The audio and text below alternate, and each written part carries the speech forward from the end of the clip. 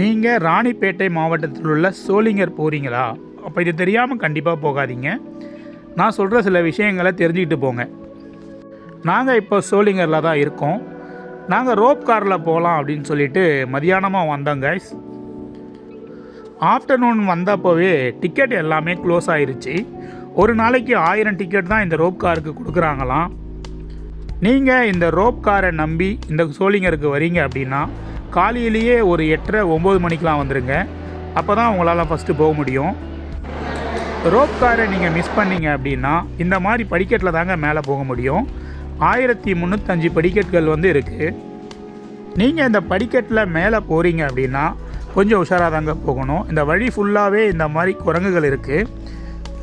உணவுப் பொருட்களோ இல்லை தண்ணி கேனோ கொண்டு போனால் கொஞ்சம் பிடிங்க ஆக்ரோஷமாக செயல்படுது.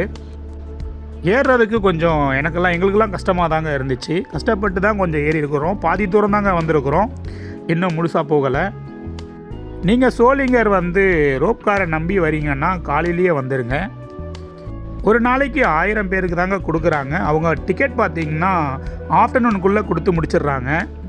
இந்த ரோப் காரில் 1 மணி நேரத்துக்கு 120 பேர் தாங்க போக முடியுமா. அதனால் டிக்கெட்டை ஃபாஸ்ட்டாக கொடுத்துட்டு க்ளோஸ் பண்ணிடுறாங்க. இல்லைனா இந்த மாதிரி படிக்கட்டில் தாங்க ஏறி வரணும். இது தாங்க நம்ம கடந்து வந்த பாதை.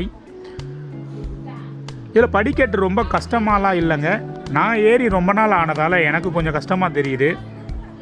நம்ம பார்க்குற இந்த ரோப் கார் தாங்க நம்ம வர்றதுக்காக பிளான் பண்ணோம். ஆனால் முடிஞ்சிருச்சு, நம்ம அதிர்ஷ்டம் வர முடியல. இந்த ரோப் காரில் ஏறுறதுக்கு 50 ரூபாவும் இறங்குறதுக்கு 50 ரூபாவும் சார்ஜ் பண்ணுறாங்க. 2 இடத்தையும் தனித்தனியாகவும் டிக்கெட் எடுத்துக்க முடியுங்க. நம்ம ஒரு வழியாக இந்த 1305 படியும் நம்ம ஏறி மேலே வந்துட்டோம் கைஸ். ரோப் காரில் வந்தால் கொஞ்சம் ஈஸியாக தான் இருக்கும். ஆனால் அதுக்கு கொஞ்சம் நம்ம முன்னாடியே வரணும். இந்த மாதிரி நிறையா விஷயங்களை தெரிஞ்சுக்கிறதுக்கு நம்ம சேனலை மறக்காமல் சப்ஸ்கிரைப் பண்ணிவிடுங்க.